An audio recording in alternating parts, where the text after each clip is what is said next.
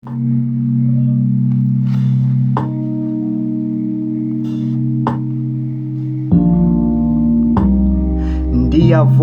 wawundiphile ithuba andizange ndilisebenzise ndasuka ukumane ndisebeza ndikukhomba ndisithi kowu usentliziyweni.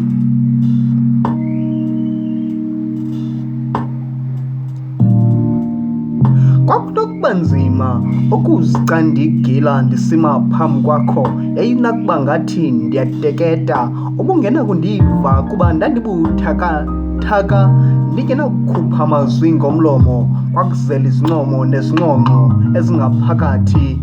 Kowu, ndandidliwa ingwatyu.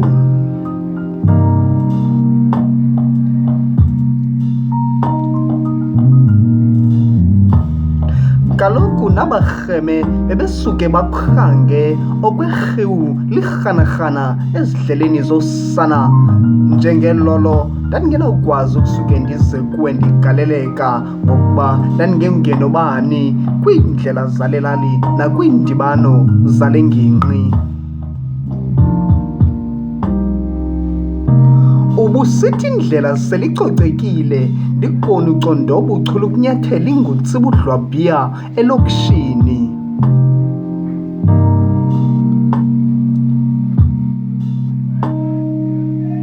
Bendilela gwala libetha amakhwelo lingakhuphi into ngomlomo. Ngokubona wena bekusheka izincwe okwalanjana yam utoki.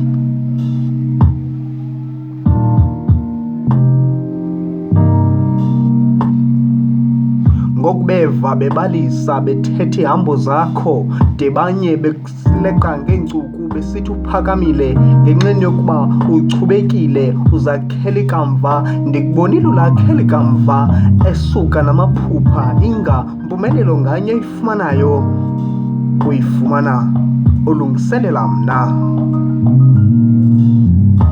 Ndiyavuma ngethuba bekumele uba ndikuxelela khange ndilithathe elo thuba kuba ndandisendiphathwe yingwatyu.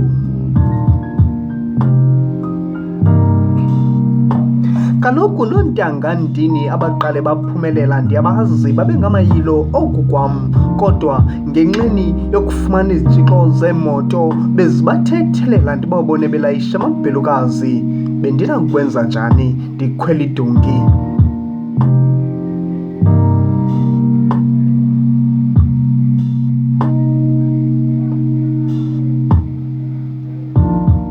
Njengonova sayilinde ingabi ungenakweva nala mazwi bendinokuwaphosela kuwo ngokuba yonke into bendinokwenzela yona ibingamaphupha de elo phupha lafezeka. Namhlanje ndingumntu ungenokhundive ndiyeke ndithethe nawe. Owu, ndiyayazi into yokuba akhange ndithethe ngethuba belikho.